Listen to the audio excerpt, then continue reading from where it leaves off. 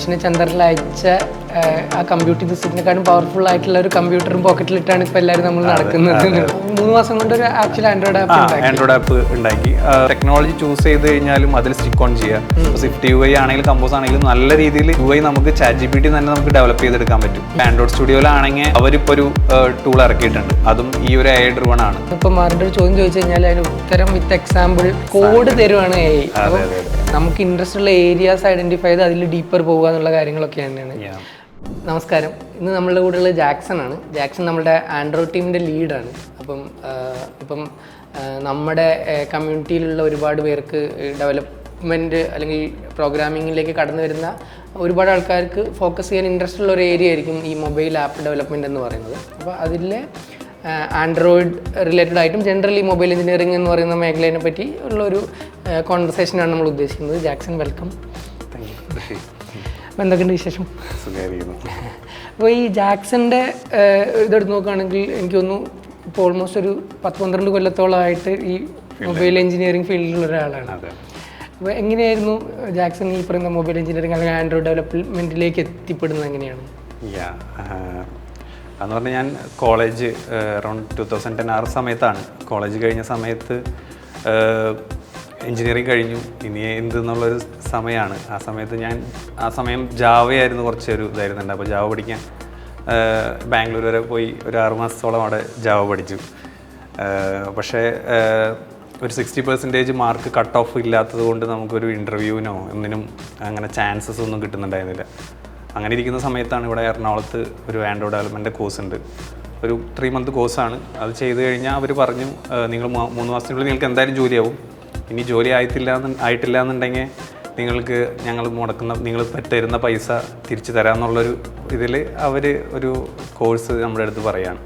അപ്പോൾ കൊള്ളാലോ എന്നുള്ള രീതിയിൽ പറഞ്ഞ് ഓൾറെഡി ഞാനൊരു കോഴ്സ് കഴിഞ്ഞു. അത് കഴിഞ്ഞിട്ടാണ് ഇവിടേക്ക് എത്തുന്നത്.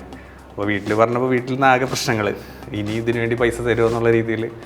അങ്ങനെ അമ്മ കുറച്ച് പൈസ തന്നു. ആ പൈസയ്ക്ക് ജോയിൻ ചെയ്തു.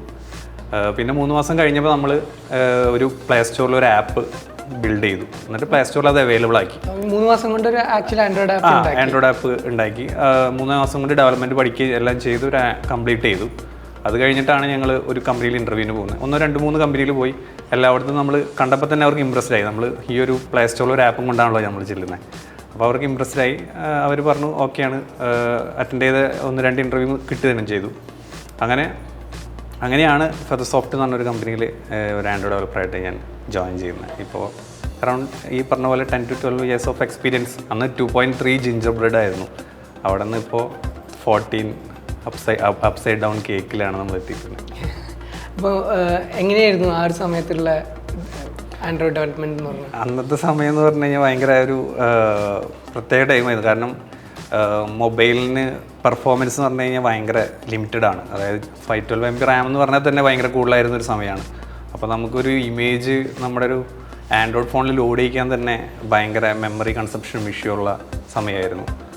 അവിടെ നിന്ന് നമുക്കിപ്പോൾ 12 GB അറൗണ്ട് 16 GB റാമുള്ളൊരു ഡിവൈസിലേക്കാണ് നമ്മൾ എത്തിയിരിക്കുന്നത്. അപ്പോൾ അത്രയും നമുക്ക് എന്താ പറയുക, ഡെവലപ്പേഴ്സ് എന്ന നിലയിൽ നമുക്കിപ്പോൾ കുറച്ചും കൂടെ വിസിഡം ഉണ്ട്. നമുക്ക് കുറച്ചും കൂടെ അത്രയും അങ്ങ് കൺസ്ട്രെയിൻഡ് ആയിട്ട് കോഡ് എഴുതേണ്ട ആവശ്യമില്ല. പക്ഷെ അന്ന് നമുക്ക് ഭയങ്കരമായിട്ട് ക്രിട്ടിക്കലാണ്. നമ്മൾ ചെയ്യുന്ന ഒരു ഏത് കോഡും ആ ഒരു ഇതിൻ്റെ പെർഫോമൻസിനെ ബാധിക്കുമായിരുന്നു. പിന്നെ അന്ന് നമ്മൾ ജാവയിലായിരുന്നു ചെയ്തുകൊണ്ടിരുന്നത്. പിന്നെ അത് മാറി കോട്ട്ലിനിലേക്ക് മാറി. ഗൂഗിൾ ഭയങ്കര വൈഡായിട്ട് കോട്ട്ലിൻ അഡോപ്റ്റ് ചെയ്തു. പിന്നെ ഇപ്പോൾ ഒരുപാട്, അന്ന് ആൻഡ്രോയിഡ് നേറ്റീവ് മാത്രമേ ഉണ്ടായിരുന്നുള്ളൂ മെയിനായിട്ട്. പിന്നെ ഇപ്പോൾ റിയാക്ട് നേറ്റീവ് വന്നു, ഫ്ലട്ടർ വന്നു. പിന്നെ iOS സൈഡ് വേറെ, അത് പണ്ട് മുതലേ ഉണ്ട്. അത് വേറൊരു കാറ്റഗറിയാണ്. അതിപ്പോഴും അങ്ങനെ തന്നെ പോകുന്നുണ്ട്. സ്പെക്കിൻ്റെ കാര്യമൊക്കെ ജാക്സൺ പറഞ്ഞപ്പോൾ ഓർത്തായിരുന്നു. ഏതോ ഒരു ആർട്ടിക്കിളിൽ എന്തോ കണ്ടതാണ്. അതായത് പണ്ട് മനുഷ്യനെ ചന്ദ്രനിൽ അയച്ച ആ കമ്പ്യൂട്ടിംഗ് സിസ്റ്റത്തിനെക്കാളും പവർഫുൾ ആയിട്ടുള്ള ഒരു കമ്പ്യൂട്ടറും പോക്കറ്റിലിട്ടാണ് ഇപ്പോൾ എല്ലാവരും നമ്മൾ നടക്കുന്നത് എന്നുള്ളത്. അപ്പോൾ അതുകൊണ്ട് ചെയ്യാൻ പറ്റുന്ന കാര്യങ്ങളുടെ പോസിബിലിറ്റീസ് അത്രയും വലുതാണെന്നുള്ള കാര്യമാണല്ലോ. നമുക്കിപ്പോൾ ഒരു AI നമുക്ക് ഓൺ ഡിവൈസിൽ തന്നെ റൺ ചെയ്യാനുള്ള കേപ്പബിലിറ്റി ഇപ്പോൾ ഒരു ഇതെല്ലാം ഫോണിലും ഉണ്ട്. പണ്ടെന്ന് പറഞ്ഞാൽ അത് നമുക്ക് ചിന്തിക്കാൻ പോലും പറ്റില്ല. നമുക്ക് ജസ്റ്റ് ഒരു ഫോൺ വിളിക്കുക, ജസ്റ്റ് മൊബൈലിൽ ഫോട്ടോ കാണുക, അങ്ങനെയൊക്കെയായിരുന്നു. അതിൽ നിന്ന് ഇവിടെ എത്താന്ന് പറഞ്ഞാൽ തന്നെ മൊബൈൽ എഞ്ചിനീയറിംഗ് ഭയങ്കര ഒരു വലിയൊരു ഏരിയ ആണ്. അപ്പോൾ ഒരുപാട് ഏരിയാസും ഉണ്ട് ഇപ്പോൾ ഇതിൽ തന്നെ, iOS സൈഡ് ആയാലും എന്തായാലും. അപ്പോൾ ഇപ്പം ഫാസ്റ്റ് ഫോർവേഡ് 10-11 ഇയേഴ്സ് തുടക്കം തൊട്ട് വരുന്ന സമയത്ത് ഇപ്പോൾ എന്തൊക്കെയാണ് എങ്ങനെയാണ് ഈ മൊബൈൽ എഞ്ചിനീയറിംഗ് എക്കോ സിസ്റ്റം എന്നുള്ളത് കുറച്ചുകൂടി ഡീപ്പറായിട്ട് പോകുക. അതായത് ഇപ്പം കോട്ട്ലിനെ പറ്റി പറഞ്ഞു, ജാവയിൽ കോട്ട്ലിലേക്ക് ഉള്ള ട്രാൻസിഷൻ. ജാവയിൽ നിന്ന് കോട്ട്ലിലേക്കുള്ള ട്രാൻസിഷൻ എന്ന് പറഞ്ഞാൽ ജെറ്റ് ബ്രെയിൻസ് ആണ് ഈ കോട്ട്ലിൻ ലാംഗ്വേജ് ഇൻട്രൊഡ്യൂസ് ചെയ്തത്. അവരെ കൂടുതലും ഒരു IDE ഡെവലപ്മെൻറ്റ് എന്നുള്ള രീതിയിലാണ് അവർ ലാംഗ്വേജ് ഇൻട്രൊഡ്യൂസ് ചെയ്തിട്ടുണ്ടായിരുന്നത്. പിന്നെ സ്ക്വയർ എന്ന് പറഞ്ഞൊരു കമ്പനിയിലെ ജേക്ക് വേർട്ടൻ എന്ന് പറഞ്ഞ പുള്ളിയാണ് ഈ ഒരു ലാംഗ്വേജ് കുറച്ചും കൂടെ മൊബൈൽ എഞ്ചിനീയറിങ്ങിന്, മൊബൈൽ ആൻഡ്രോയിഡ് ഡെവലപ്മെൻറ്റിന് കുറച്ചും കൂടെ നല്ലതെന്ന് മനസ്സിലാക്കി പുള്ളിയുടെ ഒരു വൈറ്റ് പേപ്പറിൻ്റെ പുറത്ത് പിൻട്രസ്റ്റും ട്വിറ്ററും അങ്ങനത്തെ കുറച്ച് വലിയ കമ്പനീസ് ഇത് കോട്ട്ലിൻ നല്ലൊരു ലാംഗ്വേജ് ആണ്, നമുക്ക് ആൻഡ്രോയിഡ് ഡെവലപ്മെൻറ്റിന് കൊള്ളാമെന്നുള്ള രീതിയിൽ അവർ അഡാപ്റ്റ് ചെയ്ത് തുടങ്ങി. അങ്ങനെ അഡാപ്റ്റ് ചെയ്ത് തുടങ്ങിയപ്പോഴാണ് ഗൂഗിളും അത് കൊള്ളാലോ എന്നുള്ള രീതിയിൽ അവരും ജെറ്റ് ബ്രെയിൻസുമായിട്ട് ടൈപ്പ് ചെയ്തു. അങ്ങനെ കുറച്ച് 1-2 കൊല്ലം കഴിഞ്ഞപ്പോൾ കോട്ട്ലിൻ ലാംഗ്വേജ് കുറച്ചും കൂടി ഡെവലപ്പായി. പിന്നെ ഗൂഗിള് കോട്ട്ലിൻ ആക്കി, നമ്മുടെ ഒഫീഷ്യൽ ആൻഡ്രോയിഡ് ഡെവലപ്മെൻറ്റിൻ്റെ ലാംഗ്വേജ് കോട്ട്ലിൻ എന്നുള്ള രീതിയിൽ പബ്ലിഷ് ചെയ്തു. ഇപ്പോൾ അറൗണ്ട് കോട്ട്ലിൻ 1.9.20 അതാണ് ലേറ്റസ്റ്റ് ലാംഗ്വേജ്. 2.0ലേക്ക് വന്നുകൊണ്ടിരിക്കുകയാണ്. ആസ് എ ലാംഗ്വേജ് ഇപ്പോൾ കോട്ട്ലിൻ ഭയങ്കര അടിപൊളി ലാംഗ്വേജാണ്. ഇപ്പോൾ കോട്ട്ലിൻ മൾട്ടി പ്ലാറ്റ്ഫോം ഉണ്ട്. കോട്ട്ലിൻ നിന്ന് തന്നെ നമുക്ക് iOS കോഡും നമുക്ക് iOS ആപ്പും ഡെവലപ്പ് ചെയ്യാം. പിന്നെ നമ്മൾ അത് ആൻഡ്രോയിഡ് നേറ്റീവ് ഡെവലപ്മെൻ്റ് ആണ് ഇത്രയും നമ്മൾ സംസാരിച്ചിരിക്കുന്നത്. ഇപ്പോൾ ഒരു അറൗണ്ട് എനിക്ക് തോന്നുന്നു 2015 ആ സമയത്താണെന്ന് തോന്നുന്നു ഫേസ്ബുക്ക് റിയാക്ട് നേറ്റീവ് ഇൻട്രൊഡ്യൂസ് ചെയ്തത്. അത് കുറച്ചും കൂടെ എളുപ്പത്തിൽ ഒരു ഹൈബ്രിഡ് എന്നുള്ള രീതിയിൽ റിയാക്റ്റിൽ കോഡ് എഴുതി കഴിഞ്ഞാൽ നമുക്ക് ആൻഡ്രോയിഡും iOSഉം കിട്ടുന്നുള്ള രീതിയിൽ റിയാക്റ്റിലായിരിക്കും നമ്മൾ ഡെവലപ്പ് ചെയ്യുന്നുണ്ടാവുക.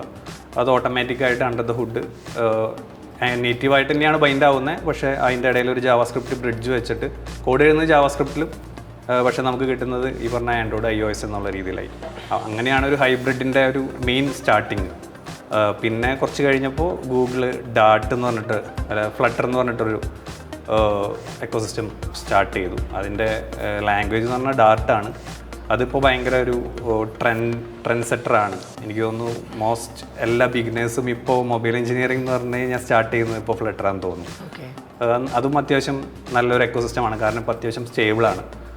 ആൻഡ്രോയിഡ് ആയാലും iOS ആയാലും നമുക്ക് പെട്ടെന്ന് തന്നെ ബിൽഡ് സെറ്റാക്കാൻ പറ്റും. അതിൽ ഇപ്പോൾ നമുക്കൊരു പെട്ടെന്നൊരു പ്രോജക്റ്റ് അപ്പാക്കണം, ചെറിയൊരു MVP പോലത്തെ ഒരു പ്രോജക്റ്റ് വേണമെന്നുണ്ടെങ്കിൽ അതിൽ തന്നെ ഫ്ലട്ടറിൽ എഴുതുക, ആൻഡ്രോയിഡ് iOSഉം അറ്റ് എ ടൈം ഒറ്റ കോഡ് ബേസ് എന്നുള്ള രീതിയിൽ. അതാണ് ഇപ്പോൾ ഫ്ലട്ടർ ആൻഡ് ആൻഡ്രോയിഡ് iOS പറഞ്ഞല്ലോ, അത് പണ്ട് മുതലേ അങ്ങനെ അങ്ങ് പോകുന്നുണ്ട്. ഇത് പറഞ്ഞല്ലോ, അപ്പോൾ ഒരു ബിഗിനർ ഇപ്പം ഒരു മൊബൈൽ എഞ്ചിനീയറിംഗിലേക്ക് കടന്നു വരികയാണെങ്കിൽ ഇപ്പം ഓപ്ഷൻസ് ഇത്രയും വാസ്റ്റാണ്, ഒരുപാട് ലാംഗ്വേജസ് പഠിക്കണം, ഇതാക്കണം എന്നൊക്കെ. അപ്പോൾ ഇതിന് എത്രത്തോളം കോംപ്ലക്സിറ്റി ഉണ്ടെന്നാണ് ജാക്സന്റെ ഒരു ഒപ്പീനിയൻ? കോംപ്ലക്സിറ്റി എനിക്ക് തോന്നുന്നു കോംപ്ലക്സിറ്റി ഉണ്ട്, പക്ഷേ അതിൽ കൂടുതൽ ഇത് നമുക്ക് ചെയ്യുമ്പോൾ ഒരു പ്ലഷർ ഉണ്ട്. കാരണം ഇപ്പോൾ നമ്മളിപ്പോൾ ഒരു ബാക്ക് എൻഡ് ഡെവലപ്മെൻറ്റിനെ പറ്റി പറയുകയാണെങ്കിൽ അതിൽ നമ്മൾ ചെയ്ത് കഴിഞ്ഞാലും അതിൻ്റെ ഒരു ഔട്ട്പുട്ട് നമുക്ക് പെട്ടെന്ന് കാണാൻ പറ്റില്ല. നമ്മളത് ഡിപ്ലോയ് ചെയ്ത് സെർവറിൽ റൺ ചെയ്ത് പിന്നെ അതൊരു വെബായി വരുമ്പോഴേക്കും ഇതെന്ന് പറഞ്ഞു കഴിഞ്ഞാൽ നമ്മൾ ഡെവലപ്മെൻറ്റിൽ തന്നെ പെട്ടെന്ന് കോഡ് എഴുതി നമുക്കത് ഡയറക്റ്റ് ഫോണിലേക്ക് റൺ ചെയ്യാൻ പറ്റും. അപ്പോൾ നമ്മൾ ചെയ്യുന്ന ഒരു UI ആണെങ്കിലും എന്താണെങ്കിലും ഫോണിൽ കാണാമെന്ന് പറഞ്ഞാൽ തന്നെ അത് വലിയൊരു അവിടെ ഒരു ചെറിയൊരു നമുക്കൊരു മൊബൈൽ എഞ്ചിനീയറിംഗിന് അങ്ങനെ ഒരു അഡ്വാൻറ്റേജ് ഉണ്ട്. ബാക്ക് എൻഡിലും ഇതൊക്കെ കാണാനൊക്കെ പറ്റും. അതെ എന്നാലും നമ്മൾ അങ്ങനെ പറയുമല്ലോ. അപ്പം ഈ കോട്ട്ലിൻ ഇപ്പോൾ ജാവയിൽ കോട്ട്ലിനിലേക്ക് എക്കോസിസ്റ്റം ചെറുതായി മൈഗ്രേറ്റ് ആയി വന്നു എന്ന് പറഞ്ഞു ആൻഡ്രോയിഡിനകത്ത്. അപ്പം ഈ കോട്ട്ലിൻ ജാവയിൽ നിന്ന് എത്രത്തോളം വ്യത്യാസമുള്ള ഇതാണ്? കോട്ട്ലിനും ജാവയും തമ്മിൽ ഒരുപാട് വ്യത്യാസമുണ്ട്. ഭയങ്കര കോട്ട്ലിൻ കുറച്ചും കൂടെ എന്താ പറയുക, കുറച്ചും കൂടെ റീഡബിളാണ്. നമ്മളിപ്പോൾ ഒരു ജാവയിലൊരു 100 ലൈൻസ് ഓഫ് കോഡ് എഴുതി കഴിഞ്ഞാൽ എനിക്ക് തോന്നുന്നു കോട്ട്ലിനിലേക്ക് അത് മാറ്റി ചെയ്യണം എന്നുണ്ടെങ്കിൽ എനിക്ക് ഒരു അറൗണ്ട് 50 അത്രയും വരുള്ളൂ. പിന്നെ നമുക്ക് ജാവയുടെ പോലെ ജാവയിൽ കുറേ കാര്യങ്ങൾ ചെയ്തെടുക്കണമെങ്കിൽ കുറേ കോഡ് വേണ്ടി വരും. ഇതിൽ കുറച്ചും കൂടെ ബോയിലർ പ്ലേറ്റ് കോഡ് കൂടുതലാണ് ജാവയിൽ, ഇവിടെ കുറവാണ്. പിന്നെ വായിക്കാനും ഭയങ്കര സിമ്പിളാണ്. പിന്നെ അത് തരുന്നൊരു സാറ്റിസ്ഫാക്ഷൻ ഉണ്ട്. ജാവേനെ കമ്പാരറ്റീവ് നോക്കിക്കഴിഞ്ഞ് കഴിഞ്ഞാൽ കോട്ട്ലിൻ കുറച്ചും കൂടെ നമുക്കൊരു സാറ്റിസ്ഫാക്ഷൻ കിട്ടും. അതൊരു കോട്ട്ലിൻ്റെ ഒരു അഡ്വാൻറ്റേജ് ആണ്. അപ്പോൾ അതാണ്. അപ്പം ആൻഡ്രോയിഡ് ഡെവലപ്മെൻറ്റ് ഇപ്പോൾ തുടങ്ങാൻ പോകുന്ന ആളുകളെ അടുത്ത് ജാക്സൺ റെക്കമെൻഡ് ചെയ്യുക കോട്ട്ലിൻ പഠിക്കാനാണോ? കോട്ട്ലിൻ പഠിക്കാൻ എന്ന് പറയില്ല. ഇപ്പോൾ ഫ്ലട്ടർ ആണെങ്കിൽ നല്ലൊരു കാൻഡിഡേറ്റ് ആണ്. റിയാക്ട് നേറ്റീവ് എനിക്ക് തോന്നുന്നു ഫേസ്ബുക്ക് കൈൻഡ് ഓഫ് ഇങ്ങനെ ഒന്ന് സ്റ്റക്കാക്കിയ പോലെയാണ് എനിക്ക് ഫീൽ ചെയ്യുന്നത്.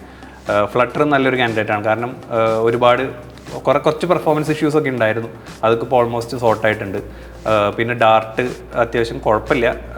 പിന്നെ UI ഒരു ഡിക്ലറേറ്റീവ് UI മോഡലാണ് ഫ്ലട്ടറിലുള്ളത്. പിന്നെ നമുക്ക് പെട്ടെന്ന് UI ഉണ്ടാക്കിയെടുക്കാൻ പറ്റും ഫ്ലട്ടറിൽ. ഡിക്ലറേറ്റീവ് UI എന്ന് പറഞ്ഞാൽ എന്താണ്? ഡിക്ലറേറ്റീവ് എന്ന് പറഞ്ഞു കഴിഞ്ഞാൽ കൈൻഡ് ഓഫ് നമ്മളൊരു UI ചെയ്തു, അത് കുറച്ച് സ്റ്റേറ്റിൻ്റെ പോലുള്ളതാണ് ആ UI മൊത്തം അപ്ഡേറ്റ് ആവുക. അപ്പോൾ നമ്മൾ എന്തെങ്കിലും ഡാറ്റ ഇപ്പോൾ API നിന്ന് എന്തെങ്കിലും ഡാറ്റ വന്നു, അത് നമ്മൾ സ്റ്റേറ്റിലേക്കായിരിക്കും അപ്ഡേറ്റ് ചെയ്യുക, ഓട്ടോമാറ്റിക്കായിട്ട് അത് UIയിലേക്ക് ബൈൻഡ് ആവും. മറ്റേ കൺവെൻഷനിലാണെന്നുണ്ടെങ്കിൽ നമ്മൾ അതിന് ഓൾറെഡി നമുക്കൊരു UI നമ്മൾ എങ്ങനെയാണെന്ന് വെച്ചാൽ ബിൽഡ് ചെയ്ത് അതിൽ കുറച്ച് വാല്യൂസൊക്കെ നമ്മൾ തന്നെ സെറ്റ് ചെയ്ത് കൊടുക്കണം. ഇത് കുറച്ചും കൂടെ ഡൈനാമിക്കാണ്, പിന്നെ കുറച്ചും കൂടെ സിമ്പിളാണ് ചെയ്യാൻ. കുറച്ചും കൂടെ ആനിമേഷൻസ് ആയാലും എങ്ങനത്തെ എന്തെങ്കിലും കുറച്ചും കൂടെ ടഫായിട്ടുള്ള കാര്യങ്ങൾ ഭയങ്കര സിമ്പിളായിട്ട് ചെയ്യാൻ പറ്റും. അങ്ങനെ ഫ്ലട്ടർ ഉണ്ട്. ഇപ്പോൾ കോട്ട്ലിൻ ആൻഡ്രോയിഡ് നേറ്റീവിലാണെങ്കിൽ കമ്പോസ് ഉണ്ട്, iOSൽ സ്വിഫ്റ്റ് UI ഉണ്ട്, പിന്നെ റിയാക്ട് നേറ്റീവും ഇതേപോലെ തന്നെ. ഇതെല്ലാം ഒരു ഡിക്ലറേറ്റീവ് UI ഫ്രെയിംവർക്ക്സ് ആണ്. അപ്പോൾ ഇതിലേക്ക് വരികയാണെങ്കിൽ ഞാൻ പറയുകയാണെങ്കിൽ ഏത് ചൂസ് ചെയ്ത് കഴിഞ്ഞ് കഴിഞ്ഞാലും അതിൽ കുറച്ച് ഡീപ്പറായിട്ട് പോവുക. നമ്മൾ ഒരുപാട് റിസോഴ്സസ് ഇപ്പോൾ നമുക്ക് ഓൺലൈനിൽ അവൈലബിൾ ആണ്, ഓപ്പൺ സോഴ്സ് ആയാലും എന്തായാലും. എനിക്ക് തോന്നുന്നു മൊബൈൽ എഞ്ചിനീയറിംഗ് സൈഡിൽ ഒരുപാടുണ്ട്. നമുക്കിപ്പോൾ ആൻഡ്രോയിഡ് എക്കോസിസ്റ്റം മൊത്തം അങ്ങനെ ഒരു ഓപ്പൺ സോഴ്സ് ബേസ്ഡ് ആയിട്ട് ആണ് നിൽക്കുന്നത്. അപ്പോൾ ഒരുപാട് ലൈബ്രറീസും വായിച്ചു നോക്കാൻ ഒരുപാട് മെറ്റീരിയൽസ് അവൈലബിൾ ആണ്. പക്ഷേ നമ്മൾ ഇപ്പോൾ ഏത് ടെക്നോളജി ചൂസ് ചെയ്ത് കഴിഞ്ഞാലും അതിൽ സ്റ്റിക്ക് ഓൺ ചെയ്യുക, അതിൽ കുറച്ച് ഡീപ്പ് പോവുക. ഇപ്പോൾ ഫ്ലട്ടറൊക്കെ ആണെങ്കിൽ നമ്മളധികം ഡീപ്പ് പോകേണ്ട ആവശ്യം വരുന്നില്ല. എന്നാൽ ഒരു ഏറ്റവും ടോപ്പ് മോസ്റ്റ് ലെയറിലാണ് നിൽക്കുന്നത് UI ബിൽഡ് ചെയ്യുന്നുള്ള രീതിയിൽ.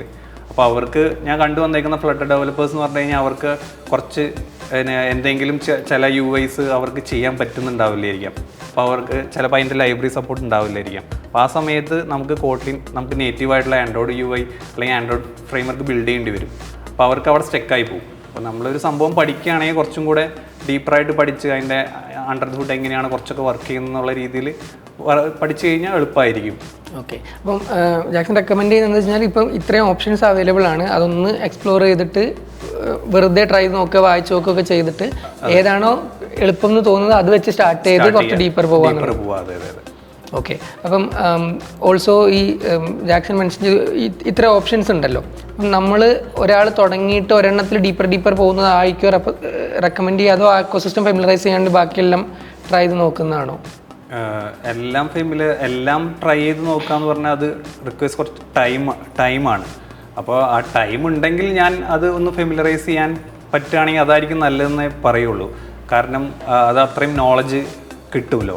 ഇപ്പോൾ അത്രയ്ക്കും സമയമില്ല എനിക്ക് പെട്ടെന്ന് ഒരു ടെക്നോളജി പഠിച്ചൊരു ജോലിക്ക് കാരണം, അല്ലെങ്കിൽ ഓരോരുത്തരുടെയും ആവശ്യങ്ങൾ പലതായിരിക്കാം. എനിക്കിപ്പോൾ ഒരു പ്രൊജക്റ്റ് ബിൽഡ് ചെയ്യണം എന്നുള്ളതാവാം, ചില ജോലിക്ക് കാരണം എന്നുള്ളതാവാം, എന്ത് വേണമെങ്കിലും ആവാമല്ലോ.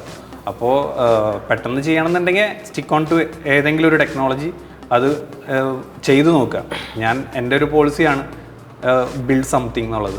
എന്തെങ്കിലും നമ്മൾ ബിൽഡ് ചെയ്ത് കഴിഞ്ഞാൽ മാത്രമേ നമുക്ക്, സാധാരണ നമ്മൾ തിയറി കുറേ വായിച്ചു നോക്കി കഴിഞ്ഞാലും നമുക്ക് കിട്ടുന്ന അതിനേക്കാളും ഒരുപാട് ഇൻസൈറ്റ്സ് നമ്മൾ എന്തെങ്കിലും ബിൽഡ് ചെയ്ത് കഴിഞ്ഞാൽ. ഈ തുടക്കത്തിൽ 3 മാസം കൊണ്ട് ഒരു ആപ്പ് ഉണ്ടാക്കിയ നമ്മൾ അതിൽ ആദ്യത്തെ ഒരു 2 മാസം എന്ന് പറഞ്ഞു കഴിഞ്ഞാൽ നമ്മൾ ഇതേപോലെ പഠിക്കലും കാര്യങ്ങളായിരുന്നു. പക്ഷെ ആ അവസാനത്തെ ഒരു 1 മന്തിൽ നമ്മൾ ചെയ്തെടുക്കുമ്പോൾ കിട്ടുന്ന ആ ഒരു ഇഷ്യൂസ് ആയാലും കുറേ എറർ വരും, അത് ഡീബഗ് ചെയ്യുക, അതെന്താണ് ഇഷ്യൂ. അതും ഞങ്ങളൊരു ടീം ഒരു 10 പേരെ അല്ലെങ്കിൽ ഒരു 15 പേരെ ഒരു മൊത്തം ഒരു 15 പേരുണ്ടായിരുന്നു അന്ന്. 15 പേര് 15 ആപ്പാണ് ചെയ്യുന്നത്. അപ്പോൾ 15 പേർക്കും 15 ഇഷ്യൂസ് ആയിരിക്കും. അപ്പോൾ നമ്മൾ അങ്ങനെ ചെയ്തു നോക്കിക്കഴിഞ്ഞാലാണ് ഇങ്ങനത്തെ ഇഷ്യൂസുകളൊക്കെ ഉണ്ടെന്ന് മനസ്സിലാവുള്ളൂ. അപ്പോൾ ചെയ്തു നോക്കി പഠിക്കുന്നതാണ് എനിക്ക് തോന്നുന്നത് ഏറ്റവും നല്ലൊരു ടെക്നിക്ക്. നമ്മളെ കഴിഞ്ഞൊരു പോഡ്കാസ്റ്റിലെ വൈശാഖുമായിട്ട് സംസാരിച്ച സമയത്ത് വൈശാഖ് പറഞ്ഞിരുന്നൊരു കാര്യം എനിക്ക് പെട്ടെന്ന് ഓർമ്മ വന്നതാണ്. അതായത് നമ്മൾ ഒരു കോഴ്സോ അല്ലെങ്കിൽ ഒരു വീഡിയോയോ അല്ലെങ്കിൽ ഒരു ബുക്കോ ആയിരിക്കും നമ്മൾ ഫോളോ ചെയ്യുന്ന ഒരു കാര്യം പഠിക്കാൻ വേണ്ടിയിട്ട്. അപ്പോൾ ഇപ്പോഴത്തെ കാലഘട്ടത്തിലുള്ള ഇത്തരം മെറ്റീരിയൽസ് ഒക്കെ മിക്കവാറും പ്രൊജക്ട് ഡ്രിവൺ ആയിട്ടാണ്, എന്തെങ്കിലും ഒരു പ്രൊജക്റ്റ് ചെയ്ത് നോക്കി പഠിക്കുക എന്നുള്ള സാധനമാണ്. അപ്പം വൈശാഖ് റെക്കമെൻഡ് ചെയ്തിരുന്നതാണ്, അതായത് ആ കോഴ്സ് ഫോളോ ചെയ്യുന്നതിൻ്റെ ഒപ്പം തന്നെ നമ്മൾ സ്വന്തമായിട്ട് നമുക്ക് ഇൻട്രസ്റ്റിംഗ് ആയിട്ടുള്ള എന്തെങ്കിലും ഒരു പ്രൊജക്റ്റ് ഐഡിയ പിക്ക് ചെയ്തിട്ട് ആ പ്രൊജക്ട്സിൽ വർക്ക് ചെയ്യുക എന്നുള്ള ഒരു സംഭവം എന്നുള്ളത്. ചില കോഴ്സും ചില ബുക്കുകളിലും അവർ തന്നെ ഒരു മെറ്റീരിയൽ തരുന്നുണ്ടാവും. ചിലപ്പോൾ അത് നല്ലതായിരിക്കാം, പക്ഷേ അതിലുണ്ടാവുന്ന ഇഷ്യൂസിനെ പറ്റിയിട്ടായിരിക്കും അവിടെ പറയുന്നുണ്ടാവുക. പക്ഷെ നമ്മൾ സൈഡായിട്ട് എന്തെങ്കിലും ഒരു പ്രൊജക്റ്റ് സ്റ്റാർട്ട് ചെയ്യുകയെന്നുണ്ടെങ്കിൽ അതിലുണ്ടാവുന്ന ഇഷ്യൂസ് വേറെ തന്നെയായിരിക്കും. അപ്പോൾ നമ്മൾ അത് സോൾവ് ചെയ്യാൻ വേണ്ടിയിട്ട് ഒരുപാട് ഉള്ളിലേക്ക് ഇറങ്ങും.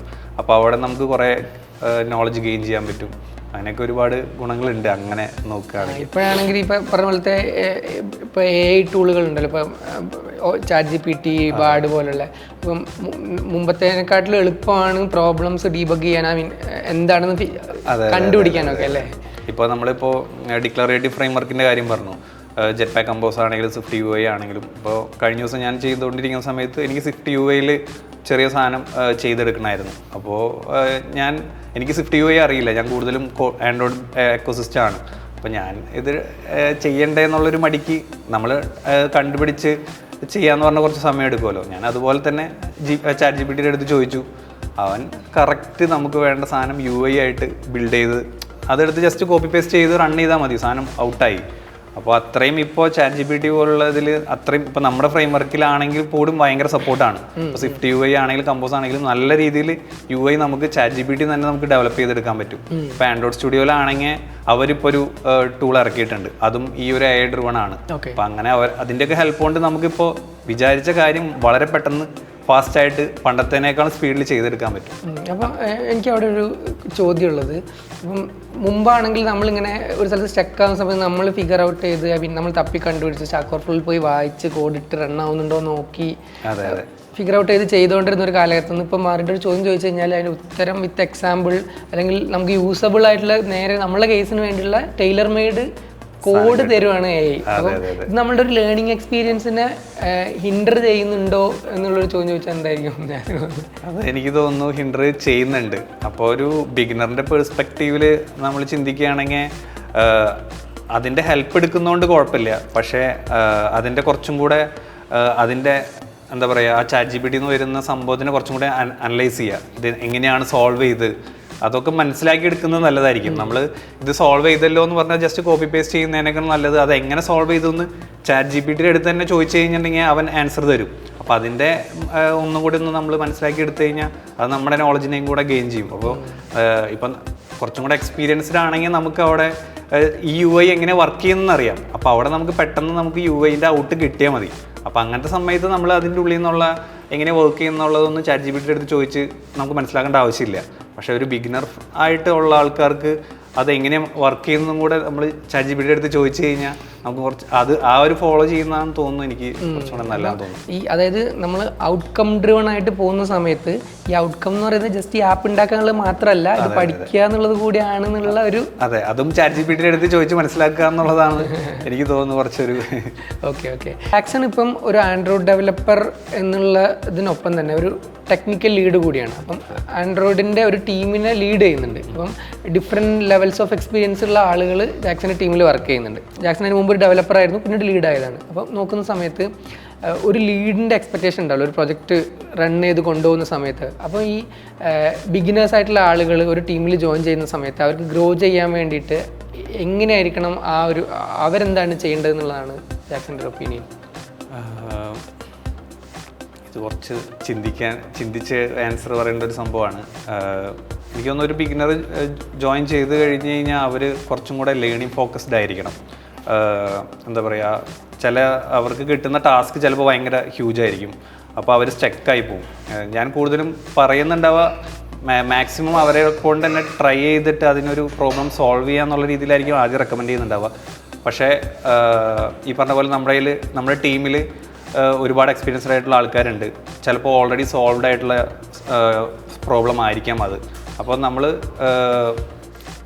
ഒരു പോയിന്റ് ഉണ്ടല്ലോ, ആ പോയിന്റ് കഴിഞ്ഞ് കഴിഞ്ഞിട്ടുണ്ടെങ്കിൽ നമ്മൾ ബാക്കിയുള്ളവരുടെ അടുത്ത് ഹെൽപ്പ് ചോദിക്കുക എന്നുള്ളതായിരിക്കും ആ സമയത്ത് ഉണ്ടാവുക. പിന്നെ ഒരുപാട് ആ ഒരു പ്രോബ്ലത്തിനെ പറ്റിയിട്ട് കുറേ ഒന്നും കൂടെ വാസ്റ്റായിട്ടൊന്ന് എക്സ്പ്ലോർ ചെയ്യുക. പിന്നെ നമുക്ക് ആ ഒരു പ്രോബ്ലത്തിൽ എന്താ പറയുക ഒരുപാട് സൊല്യൂഷൻസ് ഉണ്ടാവും. അതിലെ ഒപ്റ്റിമൈസ്ഡ് ആയിട്ടുള്ളതാണോ എന്നുള്ളത് സീനിയേഴ്സിനെ കൊണ്ട് വാലിഡേറ്റ് ചെയ്യിപ്പിക്കുക. ഇതൊക്കെയാണ് തോന്നുന്നു ഒരു ബിഗിനറായിട്ട് വരുന്ന ഒരു കമ്പനി വരുന്നിടത്ത് നമ്മൾ റെക്കമെൻഡ് ചെയ്യാം. ഓക്കെ. ഇപ്പം ജാക്സൺ ഒബ്വിയസ്ലി ഇത്രയും വർഷത്തെ എക്സ്പീരിയൻസിലുള്ള ഒരാളാണ്. അപ്പം suppose you are starting now your career. അപ്പോൾ അങ്ങനെയാണെങ്കിൽ ഇപ്പം എങ്ങനെയായിരിക്കും ജാക്സൺ അതിനെ അപ്രോച്ച് ചെയ്യുക? എന്തായിരിക്കും ചെയ്യുക? അതിനെ എനിക്കൊരു ഇതുപോലെ തോന്നിയതാണ്. ഞാനത് ആദ്യം തന്നെ ChatGPTയുടെ അടുത്ത് ചോദിക്കുക. കാരണം അതൊരു ഓപ്ഷനാണല്ലോ. ഇല്ല, വേറെ നമുക്ക് ചെയ്യാൻ പറ്റുന്ന എനിക്ക് തോന്നുന്നു ഈ പറഞ്ഞ പോലെ നമുക്ക് ഒരുപാട് ഇൻഫർമേഷൻസ് ഇപ്പോൾ അവൈലബിൾ ആണ്. അതിൽ നിന്ന് ഏറ്റവും ബെസ്റ്റ് എന്താണെന്നുള്ളതാണ് നമുക്ക് നോക്കേണ്ടത്. ഇപ്പോൾ എൻ്റെ കേസിൽ തന്നെ ചിന്തിക്കുകയാണെങ്കിൽ ഞാൻ ആൻഡ്രോയിഡ് എന്ന് പറഞ്ഞിട്ടുള്ള ഒരു ടെക്നോളജി ഒരു 15 ഇയേഴ്സ് ലേറ്റർ എങ്ങനെയായിരിക്കും എന്നുള്ള ഒരു തോട്ട് എനിക്കുണ്ടായിരുന്നു. ഇത് ഇനി മൊബൈലായിരുന്നു ആ സമയത്ത് ഫ്യൂച്ചർ എന്ന് പറഞ്ഞു കഴിഞ്ഞാൽ. അപ്പോൾ ആ സമയത്ത് മൊബൈലിന് ഒരു 15 കൊല്ലം കഴിഞ്ഞ് മൊബൈൽ അടിപൊളിയായിരിക്കും എന്ന് നമുക്കറിയാം. അപ്പോൾ ആ സമയത്ത് അങ്ങനെ ഒരു ടെക്നോളജി ചൂസ് ചെയ്ത കാരണം കൊണ്ടാണ് എനിക്കിപ്പോൾ ഒരു technical lead in mobile engineering എന്നുള്ളൊരു പൊസിഷനിൽ ഇരിക്കാൻ പറ്റുന്നത്. അപ്പോൾ ഒരു ബിഗിനറായിട്ടുള്ള ഒരാൾ വരികയാണെന്നുണ്ടെങ്കിൽ ഇപ്പോഴത്തെ ഏറ്റവും ബെസ്റ്റ് ടെക്നോളജി ഏതാണെന്ന് അനലൈസ് ചെയ്യുക.